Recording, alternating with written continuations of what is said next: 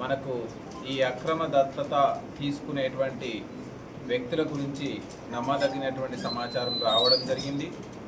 CCS పోలీసులు, అదేవిధంగా local DSP గారు అండ్ సిఐ గారు, సిసిఎస్ ఇన్స్పెక్టర్ శివకుమార్ అండ్ ఆయన team, Suryapet rural inspector Rajasekhar and ఆయన టీము, వీళ్ళందరూ కూడా డిఎస్పి సూర్యాపేట ప్రసన్న కుమార్ ఆధ్వర్యంలో ఒక టీమ్గా ఏర్పడి వీళ్ళిద్దరిని మనకు యాదగిరి అండ్ ఉమారాణి అనేటువంటి వ్యక్తులని సూర్యాపేట పట్టణంలో వీళ్ళు ఏం చేస్తుంటారంటే సాధారణంగా విలేజ్లలో తిరుగుతూ గుడ్ల వ్యాపారం చేస్తూ గుడ్లు అమ్ముతూ జీవనం సాగిస్తూ ఎవరైతే పిల్లలు లేనటువంటి పేరెంట్స్ని టార్గెట్ చేసుకుని వాళ్ళతో మచ్చిక చేసుకొని వాళ్లకు పిల్లలని మేము ఇప్పిస్తాము దత్తత తీసుకోవడానికి వాళ్ళని సంసిద్ధతలు చేసి వాళ్ళ నుంచి కమిషన్ రూపంలో వీళ్ళు డబ్బులను దండుకోవడానికి వీళ్ళు వివిధ గ్రామాల్లో సంచరిస్తూ ఇప్పటి వరకు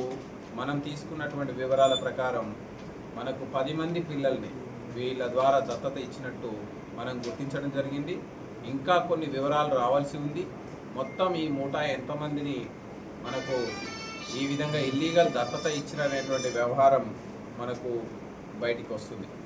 మనం ముఖ్యంగా చూస్తే భారతదేశంలో ఈ దత్తత అనేటువంటిది లీగల్గా తీసుకోవడానికి మనకు వెసులుబాటు ఉంది. మనకు Hindu adoption and maintenance act 1956 ప్రకారం, అదేవిధంగా juvenile justice care and protection children act 2015 ప్రకారం మనం దత్తత తీసుకోవడానికి అవకాశం ఉంది. కానీ ఇల్లీగల్ వేలో మనం దత్తత తీసుకుంటే అది చట్టరీత్యా నేరం. దీనికి ఒక ప్రొసీజర్ ఉంటుంది. దత్తత తీసుకోవాలంటే ఎవరు పడితే వాళ్ళు తీసుకోవడానికి లేదు, ఎలిజిబిలిటీ వాళ్ళకు ఉండాలి. అదేవిధంగా ఆ పిల్లల యొక్క జైవిక పేరెంట్స్ ఎవరు అనేటువంటిది మనం గుర్తించాలి.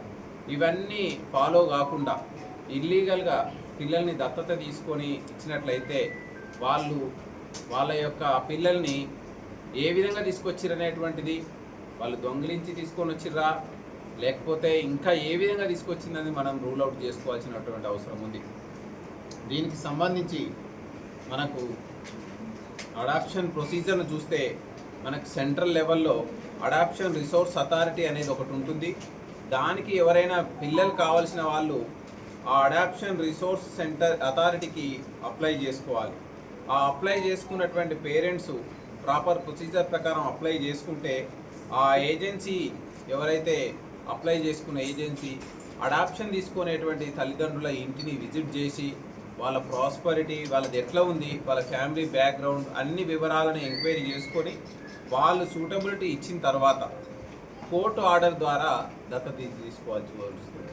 దీనికి కొంత టైం పడుతుంది, కనీసం 2 నుంచి 3 మాసాల టైం పడుతుంది. ఇవన్నీ అవాయిడ్ చేస్తూ చట్ట పరిధిలో కాకుండా చట్టానికి అతీతంగా చట్టాన్ని అధిగమించి వీళ్ళు దత్తత తీసుకోవడానికి ప్రయత్నం చేసినారు. సో ఈ దత్తత తీసుకోవడానికి ప్రయత్నం చేసే క్రమంలో ఈ ముఠా అనేది ఈ పిల్లల్ని ఎక్కడి నుంచి తీసుకొస్తారు.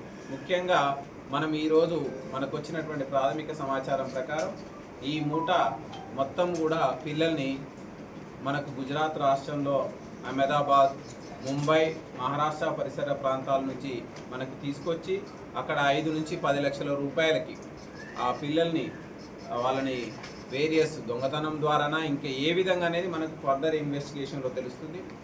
వాళ్ళని తీసుకొచ్చిన తర్వాత ఇక్కడ ఈ మీడియేటర్ ఉన్నటువంటి మూటా ఇక్కడ ఉన్నటువంటి లోకల్ నీడీ ఉన్న పేరెంట్స్కి అమ్మడం ద్వారా ఒక 2 లక్షల రూపాయల దాకా కమిషన్. ఈ విధంగా అందరూ కూడా వివిధ స్టేజిల్లో వాళ్ళ కమిషన్కు ఆశపడి ఈ యొక్క ఇల్లీగల్ అడాప్షన్ అనేటువంటి దాన్ని ప్రోత్సహిస్తూ వస్తున్నారు. కాబట్టి ఈరోజు మనకు ఈ యాదగిరి, ఉమారాణి అనే ఇద్దరిని నేరస్తులను తీసుకొని వాళ్ళ ద్వారా వాళ్ళు ఇచ్చినటువంటి సమాచారం ద్వారా మనకు ఇక్కడ చూపబడినటువంటి A3 నుంచి A13 మొత్తం 13 మందిని యాదగిరి, ఉమారాణితో పాటుగా మొత్తం 13 మందిని మనం కస్టడీలోకి తీసుకోవడం జరిగింది.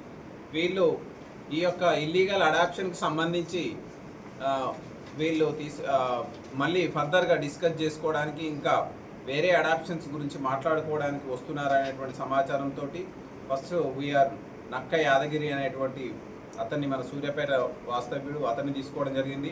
నక్క ఉమారాణి వీళ్ళిద్దరూ కూడా కోడిగుడ్ల వ్యాపారం చేస్తూ ఈ దత్తతని తీసుకునే పేరెంట్స్ని వెతుకుతూ ఈ ముఠాకి సహాయకారిగా ఉంటూ ఈ ముఠా తీసుకొచ్చే పిల్లల్ని వాళ్ళకి దత్తత ఇచ్చేటువంటి కార్యక్రమంలో వీళ్ళు ప్రోత్సహిస్తూ వస్తున్నారు. ఈరోజు మనం తీసుకున్నటువంటి నేరస్తుల్లో ముఠాకి చెందిన వాళ్ళు నాగేందర్ కుమార్, ఇతను విజయవాడ, రమాలక్ష్మి విజయవాడ, పావని విజయవాడ, విజయలక్ష్మి విజయవాడ, సత్యమణి విజయవాడ, రాజు నాగర్ కర్నూల్, శోభారాణి గట్కేసర్ ఉప్పల్, షహీనా ఈమె రాజస్థాన్కి సంబంధించినటువంటి లేడీ, షహానా ఈమె తిరుమలగిరి హైదరాబాద్కి సంబంధించినటువంటి లేడీ, అండ్ సభావత్ శ్రీనివాస్ ఇతను అచ్చంపేట్ నాగర్ కర్నూల్, అండ్ సునీత ఇతను హైటెక్ సిటీ ఈమె హైటెక్ సిటీకి చెందినటువంటి లేడీ. వీళ్ళందరినీ మనం తీసుకొని దీన్ని ప్రాపర్గా ఇన్వెస్టిగేషన్ డెవలప్ చేస్తూ ఎవరు ఏ చిల్డ్రన్ని తీసుకొచ్చారు, ఎవరికి దత్తత ఇచ్చారు, వాళ్ళు దత్తత తీసుకున్న వాళ్ళు కూడా ఇందులో నేరస్తులు అవుతారు. సో కాబట్టి వాళ్ళందరినీ కూడా మనం ఫర్దర్గా విచారణ చేసి వీళ్ళందరి మీద చట్టరీత్యా చర్య తీసుకోవడం జరుగుతుంది. ఇందులో మనం గమనించినట్లయితే విజయలక్ష్మి అనే ఈమె మీద గతంలో 4 కేసులు ఉన్నాయి. సిమిలర్ కేసు మునగాలలో కూడా ఇంతకుముందుకు 2024లో నమోదయ్యి ఉంది. జనగామలో, ఏలూరు 1 టౌన్, మంగళగిరిలో వీళ్ళ మీద కేసులు నమోదయ్యి ఉన్నాయి. అదేవిధంగా A8 ముడావత్ రాజు ఈయన మేడిపల్లి పోలీస్ స్టేషన్లో నేరస్తుడుగా ఉన్నారు. అదేవిధంగా ముంబై పోలీస్ స్టేషన్లో కూడా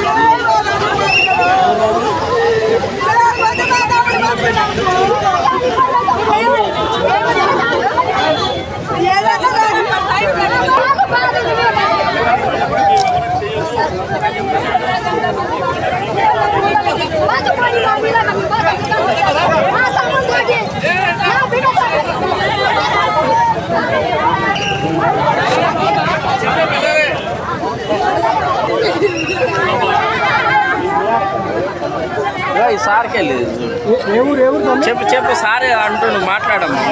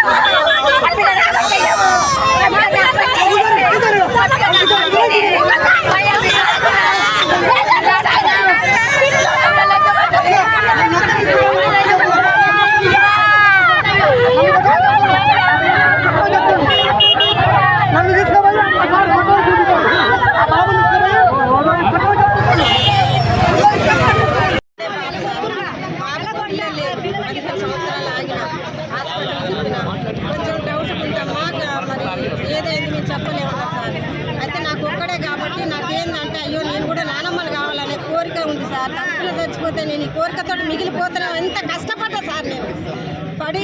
సరే నా కొడుకు నా కోడలు ఒప్పుకుని ముగ్గురం కలిసి అనుకున్నాం. సరే తీసుకొచ్చుకున్నాం అన్న సార్ కోడలు. ఇట్లనే మధ్యవర్తుల ద్వారా తెలిసింది. పోయినాం 3 లక్షలన్నర ఇచ్చినాం. పాపను తెచ్చుకున్నాం. పాప కూడా మంచిగా ఉంది సార్. అసలు ఇంత కూడా అనారోగ్యం అనేది లేదు. ఏట ముందు వచ్చిన కాచి కూడా బాగుంది. ఇప్పుడు 3వ సంవత్సరం సార్ పాపకు. ఈరోజు మరి ఎట్లా ఎవరి ద్వారా తెలిసిందో వచ్చి పాప వాళ్ళ అమ్మమ్మ వాళ్ళ ఇంటికాడ ఉంటే తీసుకొస్తాం పాని పోలీసులు నన్ను తీసుకుపోయి పాపను తీసుకొచ్చి సార్. రాగానే స్టేషన్ తీసింది సార్. ఇక నా పాప నాకు కావాలి సార్ ఇప్పుడు. అంతే నా కొడుకు ఇంటికాడ మస్తు ఏడుస్తుంది సార్. అక్కడ పని దగ్గర ఉండట ఫోన్ పోయిందట ఏడుస్తుంది సార్. ఫోన్ చేసి మమ్మీ పాపను తీసుకొని రాని ఏడుస్తుంది సార్. నా వల్ల కాదు సార్. మీరు ఏం చేస్తారు? నాకు న్యాయం కావాలి సార్. నేను పాపను ఏదిగా నాకు ఇల్లు ఉంది సార్. ఫ్లాట్ తీసుకున్నా సార్. ఇప్పుడు రాసిమన్నా పాప పేరు మీద నేను రాసిస్తా. సరే నాకు ఇంతకన్నా ఎక్కువ నేను డబ్బులు పెట్టి తెచ్చుకున్నా. కష్టపడ్డాను సార్. పాపను మాత్రం నాకు ఇప్పియండి సార్. పక్కన అమ్మమ్మ పిల్లలు లేరని హాస్పిటల్లో తిరుగుతుంటే గాడి కూడా జాడ తీసుకొచ్చి సార్ 2 సంవత్సరాలు అయింది. ఊళ్ళో అడుగుతారు మాకు మా పిల్లలు మా కొడుకు పిల్లలు ఉన్నా కానీ చదువుకోలేదు సార్. బిడ్డ పిల్లలు ఉన్నా చదువుకోలేదు. ఎందుకంటే ఆయన పోయిన వాళ్ళతో వద్దు వాళ్ళకి బయట పిల్లలు అయితే మంచిగా చదువుకున్నారు సార్. మా బిడ్డకు లేక ఎంత కట్టింది నాకు తెలియదు. మా అల్లుడు మా బిడ్డ తీసుకొచ్చుకుని హాస్పిటల్లో తిరుగుతుంటే ఎట్లా చెప్తే పిల్లల కోసం ఎంత పెట్టినా కానీ తెలియదు కానీ ఆడపిల్లని తెచ్చుకున్నాను సార్. దయచేసి మా పిల్లలు మాకు ఇప్పియండి సార్. నా బిడ్డ హాస్పిటల్ మేము హైదరాబాద్ పోయినప్పుడు ఆడనో తాడు చెప్తే తెచ్చారు సార్. పిల్లలు పోయి తీసుకొచ్చారు మాకు చెప్పలేదు. బిడ్డ పోయారు 2 సంవత్సరాలు చిన్నప్పుడు 20 రోజుల పిల్ల 20 రోజుల పాపని తీసుకొచ్చుకున్నాం సార్. మేము చిన్న పిల్లని డబ్బా పాలు పెట్టి కన్న పాలు పడి నిద్రపోలేదు సార్. ఇంతమందిని పిలిచినా ఇక్కడ ఉంటే వచ్చి అమ్మ నాన్న అమ్మమ్మ తాతయ్య నైట్ 10ంటికి కూడా ఫోన్ చేస్తాను సార్. దయచేసి మా పిల్లని మాకు ఇప్పి సార్. లేకపోతే ఇన్న చచ్చిపోతాం. నాకు కొన్న తెలియదు సార్. మా బిడ్డ వాళ్ళు తెచ్చుకున్నారు కానీ ఎంత తెచ్చుకో తెలియదు. హాస్పిటల్లో తిరిగి నీళ్ళ రాసి బాధలో పడి తీసుకొచ్చుకున్నాం సార్. మేము వ్యవసాయం చేసుకుంటున్నాం. పిల్లలు కొంతమంది పిల్లలు అందరూ చంపేస్తారు సార్. మీకు ఆడపిల్లలు అట్లా కాపాడుతున్నారు కదా సార్. మీరు చదువుకున్నారని ఇబ్బంది పెడతారు సార్. మీరు రెడ్డి కూడా కాపాడు సార్. మీరు చచ్చిపోయినాక అయ్యో పాపని వస్తారు. ఒక్కొక్కరు పెద్ద ఇంకా పిల్లలు చంపేసుకుంటారు. అట్లా ఏం చేస్తారు సార్? మీరు బావులలో పోదారు కదా బావులలో వేస్తారు. అట్లా ఆ దయ చూసి పిల్లలు వీళ్ళకి ఇచ్చిర్రు ఏమో సార్. కాపాడు మీరు అందించారు. అసలు పోలీసులు ఎవరైనా పిల్లలు లేకనే చదువుకున్నాం సార్. మేమైనా డబ్బుల కోసం కాదు వ్యవసాయం చేస్తాం. మా అల్లుడు బస్తాలు మోసారు సార్. కష్టాలు పిల్లల కోసమే చేస్తున్నాం సార్.